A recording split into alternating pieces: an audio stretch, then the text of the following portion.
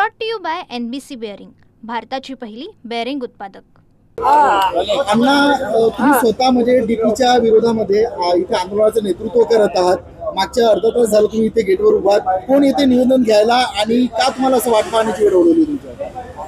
पिंपरी चिंचवड शहराचा नवीन विकास आराखडा तयार केल्यानंतर जाहीर केल्यानंतर त्यावरती 2 महिन्याच्या कालावधीमध्ये सूचना हरकती मागवल्या होत्या। जवळजवळ 50,000 सूचना हरकती या ठिकाणी आल्या होत्या आणि जो विकास आराखडा तयार करण्यात आलेला, ज्या अधिकाऱ्याच्या नेतृत्वाखाली हा विकास आराखडा तयार करण्यात आलाय, हा विकास आराखडा तयार करत असताना शहराच्या दृष्टिकोनातून ज्या ज्या ठिकाणी आरक्षण ज्या ज्या ठिकाणी लागणार आहेत त्या आरक्षण एक तर त्या ठिकाणी टाकली गेलेली नाही।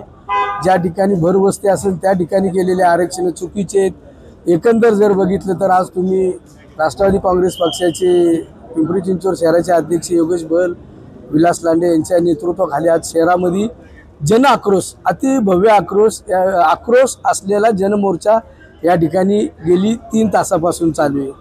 खरं बघितलं तर पिंपरी चिंचवड महानगरपालिकेच्या आयुक्ताचं काम होतं की आम्ही निवेदन देण्यासाठी या ठिकाणी पदाधिकारी या ठिकाणी माझ्यासहित उपस्थित आहेत, तर ते निवेदन न घेता एक तर त्यांच्या चेअरवरती कमिशनर या ठिकाणी उपलब्ध नाहीत, कमिशनर नाही तर ॲडिशनल कमिशनरही या ठिकाणी उपलब्ध नाहीत। वास्तविक बघितलं तर शहराच्या दृष्टिकोनातून विकास आराखड्याचं महत्त्व आणि शहराचा विकासाचा महत्त्व खरं तर त्यांच्या मनीना ध्यानी नसेल, कारण का ते त्यांची या ठिकाणावरनं 3-4 वर्षामध्ये बदली होती। पिंपरी चिंचवड शहराचा विकास करत असताना महाराष्ट्र राज्याचे उपमुख्यमंत्री, राष्ट्रीय अध्यक्ष, आमचे मार्गदर्शक आदरणीय दादांनी गेली 20 ते 25 वर्षापासून या शहराचं नेतृत्व केले, या शहराचा विकास केलेला आहे। विकासाच्या दृष्टिकोनातून ज्या ज्या ठिकाणी रस्ते लागतील, ज्या ज्या ठिकाणी ज्या वस्तूचं ज्या आरक्षण पाहिजे त्या आरक्षण आदरणीय दादांनी टाकलेले। आज महत्त्वाचा मुद्दा, एवढा मोर्चा काढल्यानंतर आम्ही आज जवळजवळ महानगरपालिकेच्या या आवारामध्ये या गेटवरती माझ्यासहित माझे आमदार विलास लांडे पाटील असतील, अजित गव्हाणे असतील, शहराचे अध्यक्ष योगेशजी बल असतील, महिला अध्यक्ष असतील, प्रत्येक नगरसेवक असेल, आम्ही सर्वजण या ठिकाणी अर्धा तास फक्त निवेदन घेण्यासाठी, म्हणून खरं तर त्या कमिशनरचं काम होतं पण ते निवेदन घेण्यासाठी कुणाला पाठवलंही नाही, स्वतः उपलब्ध नाही राहिले। तर पिंपरी चिंचवड शहराच्या वतीने आज आम्ही या ठिकाणी सर्वजण या गोष्टीचा निषेध करत आहे। आम्ही त्यांना निवेदन न देता राज्याचे मुख्यमंत्री देवेंद्रजी फडणवीस असतील, उपमुख्यमंत्री एकनाथजी शिंदे असतील, जिल्ह्याचे पालकमंत्री उपमुख्यमंत्री अजितदादा पवार असतील, हेच निवेदन हेच शिष्टमंडळ घेऊन आम्ही महाराष्ट्र शासनाच्या वतीने महाराष्ट्र शासनाकडे त्याची दाद मागण्यासाठी जाणार आहे। पण आज जे कृत्य कमिशनरनी केलेले त्याबद्दलही तक्रार आम्ही आदरणीय देवेंद्र फडणवीस यांच्याकडे करणार आहोत।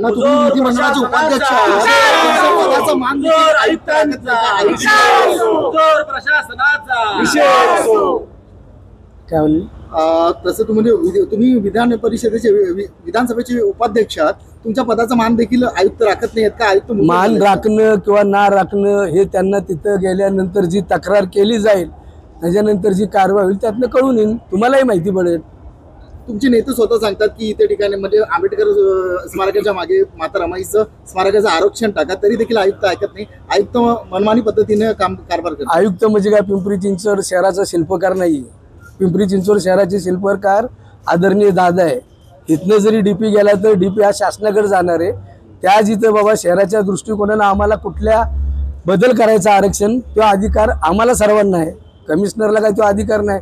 त्यांनी त्यांचं काम केलेलं आहे आणि ज्यांनी हा डीपी तयार केलेला आहे, ज्यांच्या मार्गदर्शनाखाली हा डीपी तयार झालेला आहे, माझ्या मते त्या कुलकर्णी मॅडम म्हणून होत्या ना, कुलकर्णी मॅडम होत्या आणि त्यांनाही तो चार्ज दिला गेला होता।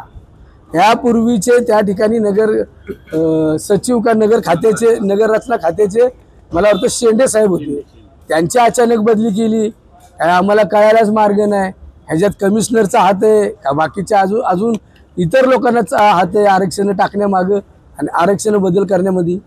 नेते मंडळी यांना आज ठिय्या आंदोलन करावं लागतं महापालिकेच्या गेटवर, किती निंदनीय आहे हे महापालिकेचं? खरं पाहिलं तर एक सर्वोच्च पदावरती असणारे आणि पिंपरी चिंचवड शहराचे नगरसेवक, स्थायी समितीचे अध्यक्ष, त्यानंतर तिसऱ्यांदा आमदार आणि विधानसभेचे उपाध्यक्ष म्हणून राहिलेले अण्णासाहेब बनसोडे, की संविधान त्या ठिकाणी जर समजा या आयुक्ताला समजत नसेल तर त्यासारखी दुर्दैवी बाब कोणती नाही आहे.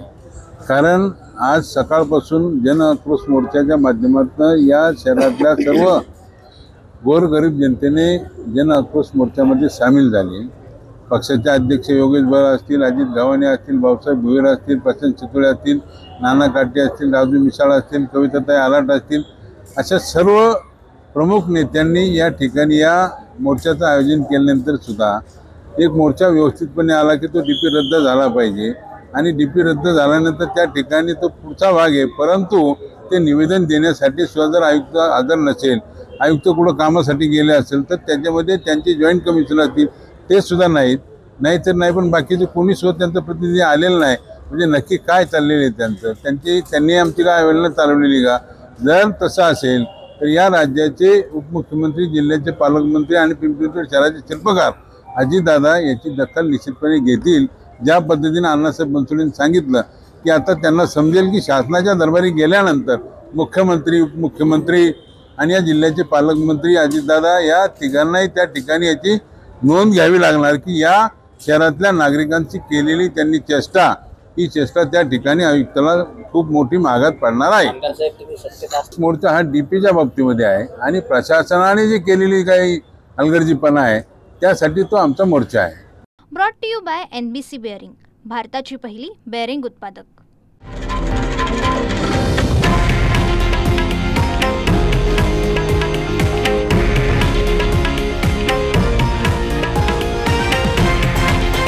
हे आहे देशातील नंबर 1 न्यूज नेटवर्क आणि आपण पाहत आहात TV9 मराठी, एकमेव.